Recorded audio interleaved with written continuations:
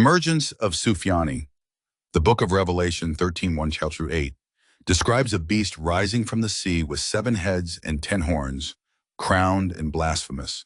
I saw a beast rising out of the sea with 7 heads and 10 horns, and upon its horns 10 crowns, and upon its heads blasphemous names. The beast I saw was like a leopard, its feet were like a bear's, and its mouth was like a lion's mouth. And the dragon gave it his power and his throne and great authority.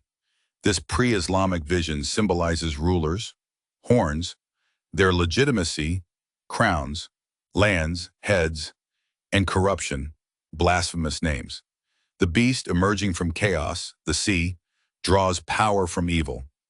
To the dragon, the beast's number, 666, corresponds to 45 AH in Islamic history, when Imam Hassan was poisoned, and Muawiyah ibn Abi Sufyan seized control, later passing power to Yazid, leading to Karbala's tragedy.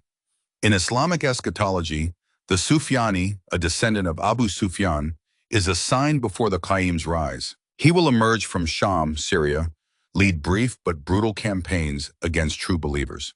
Prophet Muhammad accepted Abu Sufyan's Islam, aware that divine will required it, marking the first beastly corruption in the Ummah. Centuries later, this prophecy echoed during the Bab's time. In 1265 to 1266 AH, Nasir al-Din Shah was empowered to suppress the cause. His siege of Sheikh Tabarsi saw 313 believers, equal to Badr's defenders, resist for 9 months. This aligns with how often a small band has overcome a larger band by God's leave, and God is with the steadfast. Qusum 2:249. And if we delay for them the punishment until a limited nation, ummatin ma'duda, they will surely say, what holds it back? Surely on the day it comes to them, it will not be averted from them, and that which they mocked will encompass them. And Imam Ali explains Bihar al-Anwar, Volume 51, page 44, that this limited nation refers to the 313 companions of the Qayyim who fought at Tabarsi. God delayed punishment until their destined confrontation. Despite their bravery, Tabarsi's defenders were betrayed. Royal commanders swore on the Quran, promising safety if they surrendered. Out of reverence, the believers accepted but were ambushed and massacred. Only 7 survived to tell the tale. This fulfilled prophecy both historically, Abu Sufyan's lineage seizing political power and corrupting Islam, and eschatologically, Sufyānī crushing the faithful in the Bab's era.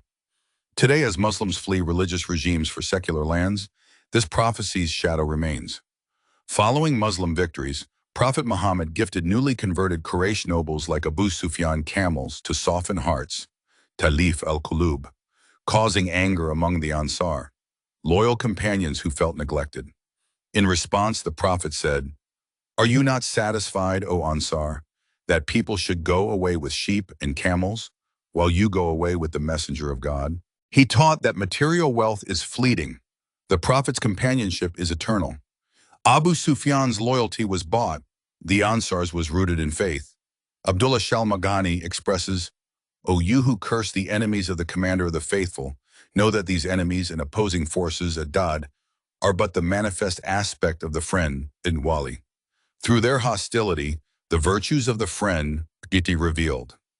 Similarly, Rumi writes in Masnavi, "One can know a thing only through its opposite, just as a wound teaches the value of a soothing touch." The material world's hardships allow the soul to recognize divine unity, alam al-alast, through contrast.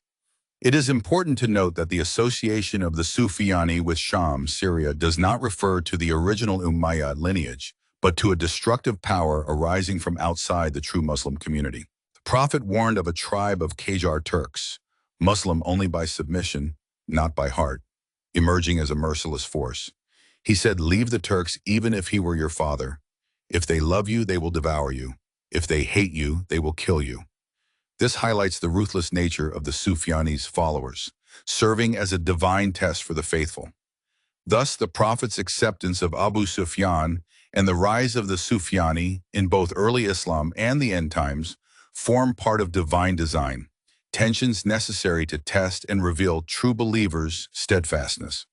This pattern repeated in the Bab's era as Nasir al-Din Shah's siege became a cosmic struggle of good versus evil, awakening the community's faith. Seen spiritually, the emergence of the Sufyānī is not just history or politics, but a divinely willed spiritual education, where truth and falsehood clash, preparing the world for justice's ultimate triumph.